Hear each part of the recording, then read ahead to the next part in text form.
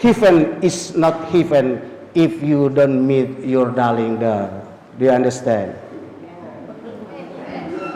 Sorga itu bukanlah dikatakan sorga jikalau kalian tidak bertemu dengan orang-orang yang kau cintai di sana. Ya. Bismillahirrahmanirrahim. Ud'u ila sabili rabbika bil hikmati wal maw'idhatil hasanah wajadilhum billati hiya ahsan inna rabbaka huwa a'lamu biman dhalla 'an sabilihi wa huwa a'lamu bil muhtadin. Warahmatullahi wabarakatuh.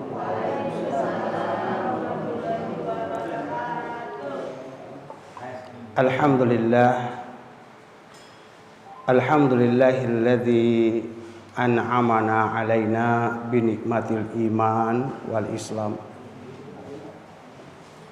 Asyhadu an la ilaha illallah wa asyhadu anna Muhammadan abduhu wa rasuluh.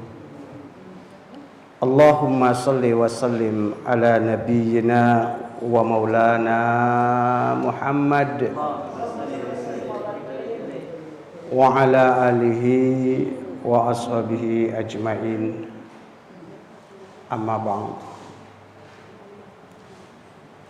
Mengawali tausiah di pagi ini, pagi menjelang siang, saya ajak Bapak Ibu dan saudara-saudaraku sekalian untuk menggemakan kalimat tauhid sebagai pengakuan iman kita kepada Al-Khaliq, Sang Pencipta kita, yang oleh karena anugerahnya lah, karunia-Nya lah, nikmatnya, rahmat, taufik serta hidayahnya, serta didorong oleh keteguhan iman, keteguhan niat untuk menyambung kembali tali silaturahim yang sekitar 40 tahun yang lalu, kurang lebih 40 atau 43, 42 tahun yang lalu,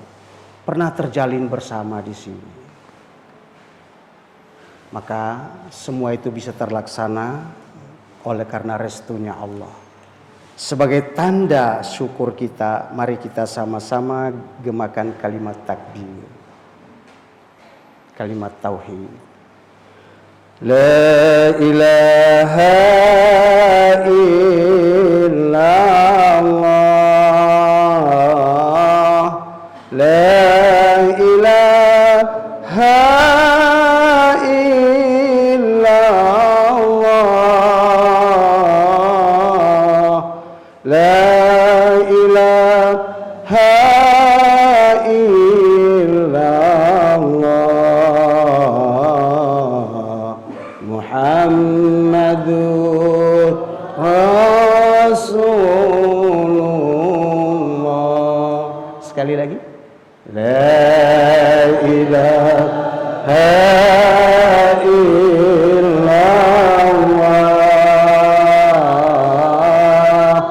la ilaha illallah, la ilaha illallah, Muhammadur Rasulullah.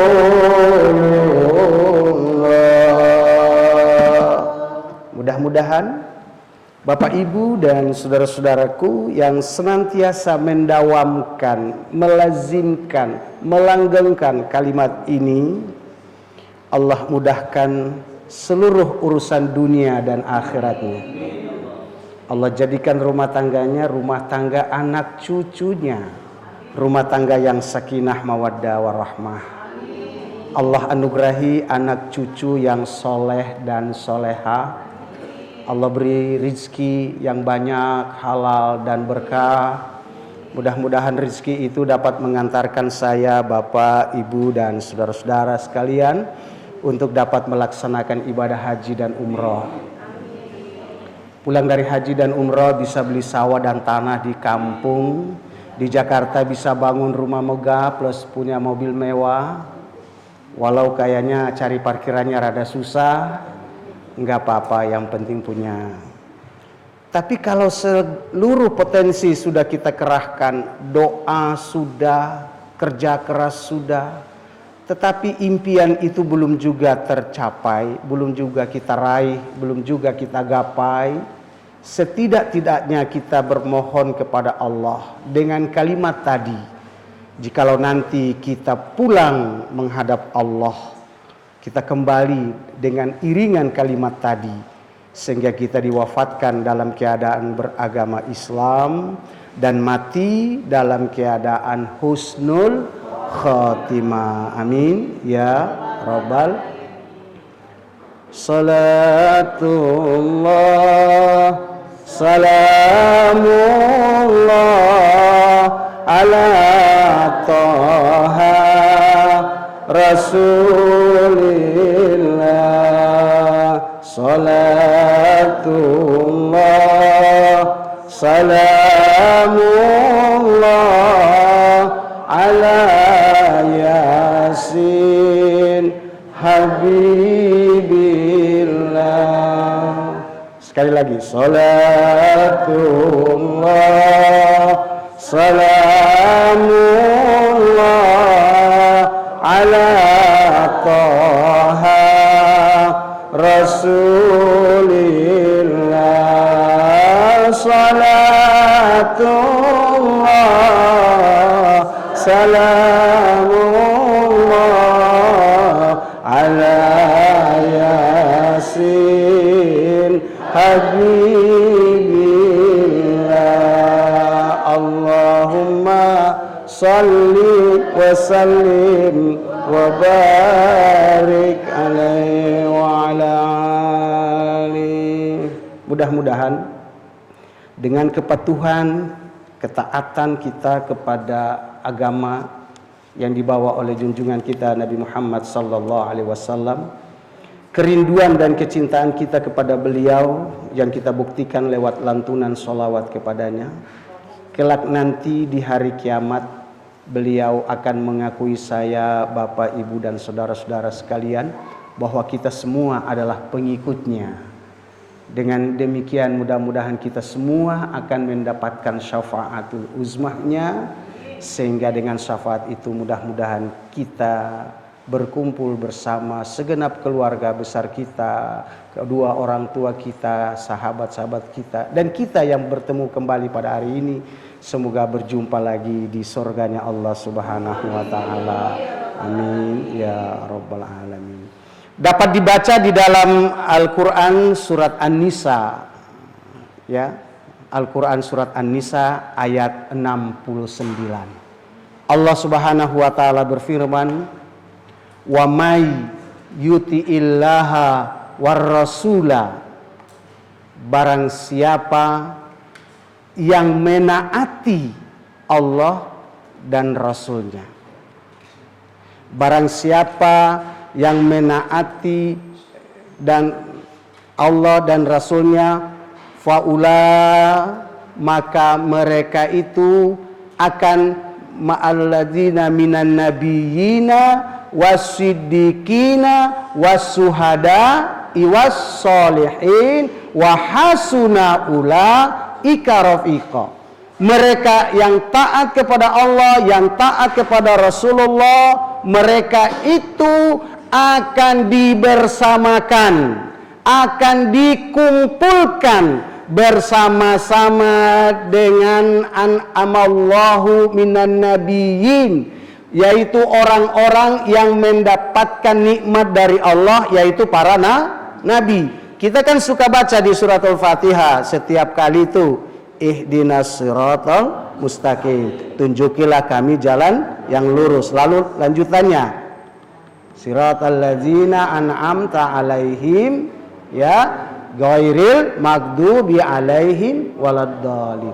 Siratal ladzina an'amta alaihim, yaitu jalan orang-orang yang telah engkau beri nikmat kepada mereka. Nah, ayat ini menjelaskan tadi orang-orang yang telah dianugerahi nikmat oleh Allah, yaitu para nabi, minan nabiyina wasiddiqin, orang-orang yang penegak kebenaran, penegak keadilan, wasuhada, dan orang-orang yang mati syahid karena membela kebenaran dan keadilan, wassalihin, dan orang-orang soleh, wahasuna ulaika rafika, mereka itu adalah sahabat yang paling setia, sahabat yang terbaik. Jadi the best friend itu, sahabat yang terbaik itu adalah kalau dia bisa bersama-sama kita, mengantarkan kita untuk berada di dalam surganya Allah Subhanahu wa ta'ala. Heaven is not heaven if you don't meet your darling there. Do you understand? Surga itu bukanlah dikatakan surga jikalau kalian tidak bertemu dengan orang-orang yang kau cintai di sana. Ya. Buat apa kita masuk surga, Pak, kalau ternyata istri kita nggak ada, anak kita nggak ada, sahabat-sahabat kita nggak ada, sendirian kita, pasti kita akan merasa asing, ya.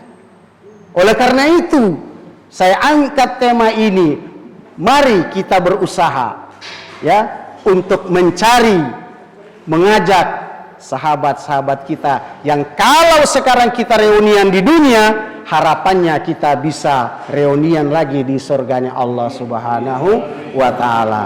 Mari Bapak dan saudara-saudaraku sekalian, Rasulullah sallallahu alaihi wasallam bersabda, akhila ibni Adam salah satu. Sahabat, kawan ataupun teman manusia di dunia ini ada 3. Jadi saya, Bapak, Ibu, dan Saudara punya teman di dunia ini ada 3 kelompok, kata Rasulullah. Wahidun, sahabat yang pertama, dia akan mengawal, membela saya, Bapak, Ibu, dan Saudara saat nafas kita berada di kerongkongan. Itu sahabat yang pertama. Sahabat yang kedua, dia akan membela, mengawal, dan menemani kita saat kita masuk ke dalam liang lahat. Dan sahabat yang ketiga, dia akan mengawal dan membela kita saat kita menghadapi sakratul maut, masuk liang lahat, hingga menghadap Allah Subhanahu wa ta'ala di padang mahsyar nanti. Falladhi yatba'uhu ila abdiruhi, maka sahabat yang akan mengawal, membela saya, Bapak, Ibu, dan Saudara saat nafas kita berada di kerongkongan atau tenggorokan adalah maluhu, hartanya. Jadi harta dia membela kita sampai nafas kita berada di kerongkongan. Falladhi yatba'uhu ila qabrihi, sahabat yang kedua yang membela dia ketika masuk ke dalam liang lahat, masuk kubur, adalah ahluhu, keluarganya, sahabat-sahabatnya, teman-temannya, tetangganya, teman kerjanya. Mereka membelanya hanya sampai di tepian kubur. Falladhi yatba'uhu ila mahsyari, dan yang akan mengawal, membela, dan menemani saya, Bapak, Ibu, dan Saudara sampai di hari kiamat di padang mahsyar adalah amaluhu, amal soleh, kebaikan-kebaikan yang telah kita lakukan sewaktu kita masih berada di alam dunia ini. Baik Bapak, Ibu, dan saudara-saudaraku sekalian, mari kita coba mendekati ketiga sahabat ini satu persatu. Pertama adalah harta. Kata orang, hidup diperbudak harta itu sengsara. Tetapi kata saya, hidup dengan ketiadaan harta justru lebih sengsara. Benar nggak? Hidup orang yang banyak uang itu kadang-kadang pusing. Tetapi lebih pusing lagi kalau hidup nggak punya uang. Benar ya? Banyak uang pusing, nggak punya uang lebih pusing. Ya? Pilih mana, Bu? Yang sedang-sedang saja ya itu, ya. Nah, mungkin ada sebagian yang berpendapat bahwa money is the king of the world. Do you understand? Ya, ini kita ingat kembali dulu guru bahasa Inggris ngajar kita ya. Ya, uang itu adalah raja dunia. If you have much money, you can buy everything you want. Kalau Anda banyak uang, Anda bisa beli aja apa yang Anda mau. Bisa Anda beli. But if you haven't money, tapi kalau kau nggak punya uang, you cannot do anything. Yes, Anda nggak akan bisa berbuat apa-apa. Ya, kita tidak akan bisa berbuat apa-apa. Mungkin karena ini sebagian orang berpacu dengan waktu, dengan prinsip time is money and time is gold. Waktu adalah uang, waktu adalah emas. Maka dia sangat sayang kehilangan waktu. Pelit sekali dia dengan waktu untuk berbagi dengan orang lain. Dia berusaha berpacu dengan waktu untuk mengumpulkan uang, dan uang. Karena bagi dia, uang adalah segala-galanya. Padahal uang bukanlah segala-galanya. Walaupun segala-galanya membutuhkan uang. Ya. Apalagi hidup di Jakarta. Ya. Apa yang gratis di Jakarta? Tinggal kentut doang yang nggak bayar. Ya, kencing harus bayar. Kalau kita datang ke mall, mau kencing nggak punya duit 2.000 nggak bisa. Ya, jadi memang uang itu pengaruhnya luar biasa. Ya. Kata Roma juga begitu. Ya. Semua karena rupiah membuat orang tergila-gila. Rupiah di mana-mana selalu bikin hebat orang yang memilikinya. Itulah sebabnya ada sebuah ungkapan dalam bahasa Arab yang berbunyi begini. Innad darahima fil amakini kulliha taksur rijala mahabatan wa jalalah. Sesungguhnya dinar dan dirham, rupiah atau dolar, di mana-mana selalu bikin hebat untuk mereka yang memilikinya. Bu, orang kalau banyak uang dengan nggak punya uang, jangankan gaya hidup, gaya ngomong sama jalan aja lain. Orang kalau banyak uang itu gaya bicaranya lantang, mantep. Tapi coba kalau lagi bokeh, loyo. Jangankan diajak jalan, diajak ngomong aja males dianya. Uang itu di mana-mana sangat berpengaruh, bisa membuat orang bergairah dan bisa juga membuat orang itu frustrasi. Ya. Apalagi kalau urusan zaman sekarang semuanya pakai rumus UUD. Ya, ujung-ujungnya duit. Benar. Itu rumus yang tidak tertulis itu. Walaupun tertulis di sana gratis, tetap aja di bawahnya UUD. Ujung-ujungnya duit. Makanya kata orang Arab, wahiya lisanun liman arada fasahatan. Uang itu adalah lidah yang paling fasih bagi orang yang mau bicara. Ente urus satu berkas, ente urus suatu urusan, ya, nggak pakai uang, nggak pakai fulus, nggak bakal mulus. Tapi kalau sudah dikasih fulus, insya Allah urusan jadi mulus. Ya ibu-ibu juga kalau dikasih fulus. Wow. Kalau nggak dikasih fulus, ora diurus. Kalau sudah nggak diurus, lama-lama kurus. Kalau sudah kurus terus menerus, akhirnya diantar ke rumah sakit untuk diinfus. Kalau sudah diinfus terus menerus, lama-lama apa, Bu?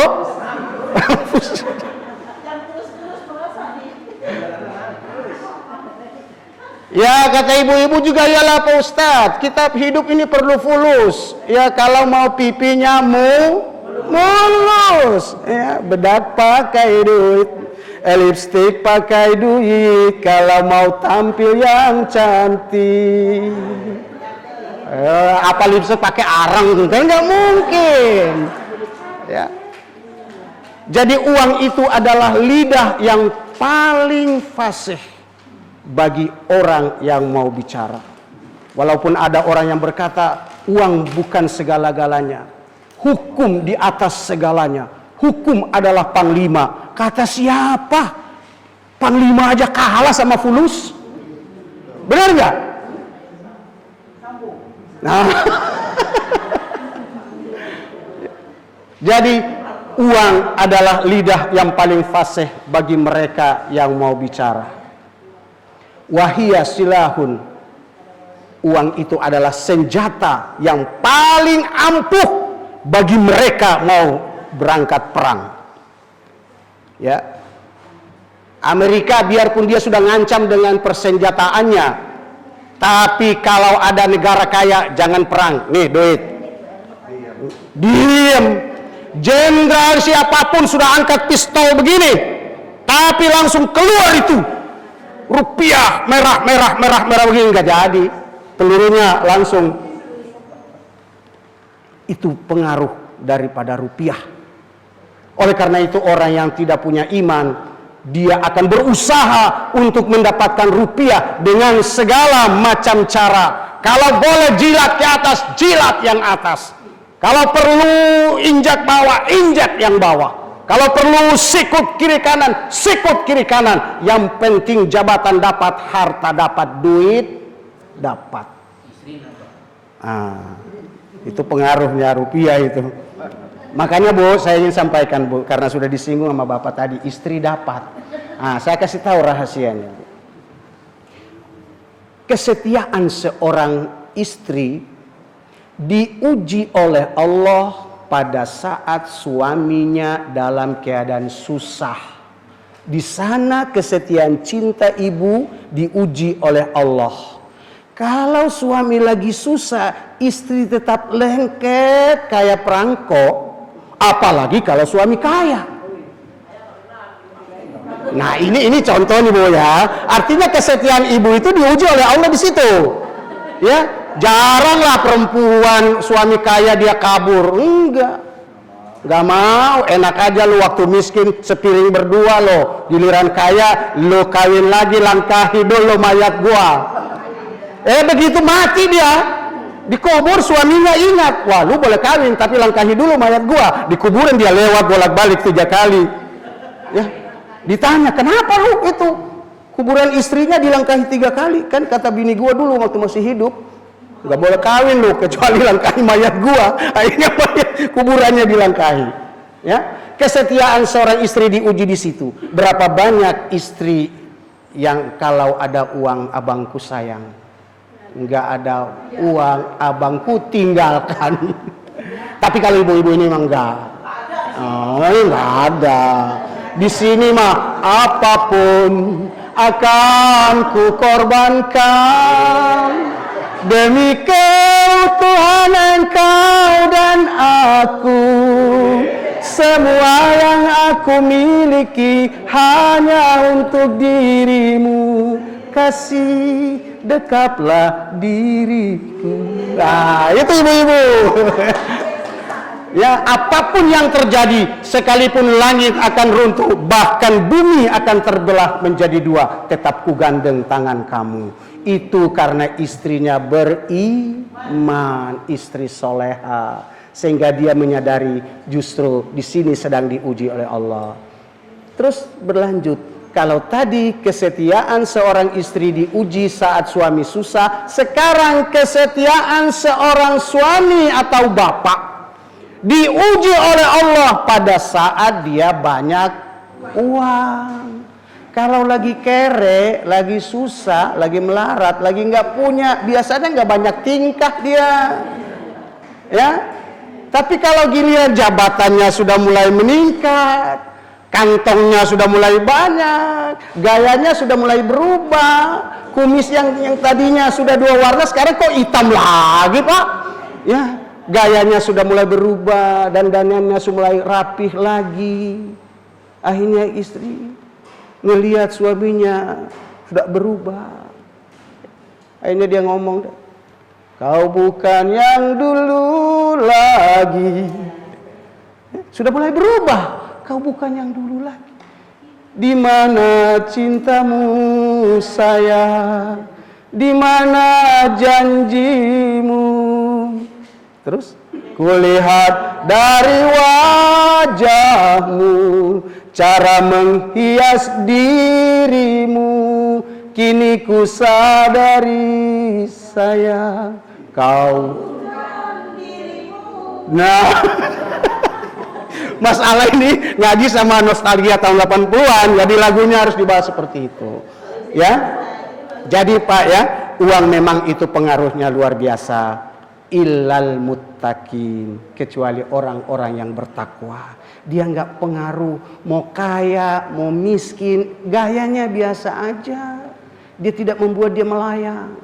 Tapi kalau tidak punya iman, begitu OKB jadi orang kaya baru, udah gayanya luar biasa, ya gitu. Jadi kita harus menyadari uang itu ada batasnya.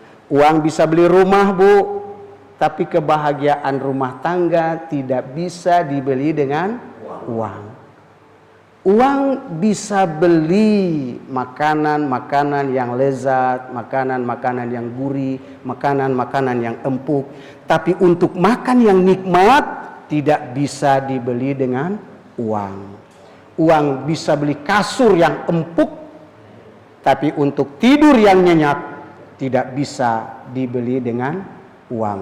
Berapa banyak orang rumahnya bagus, kasurnya empuk banget, sudah ada AC di kamarnya, tapi kalau malam tidurnya gelisah, nggak bisa tidur. Kenapa?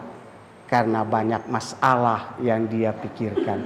Ternyata uang bukanlah segala-galanya, meskipun segala-galanya membutuhkan uang.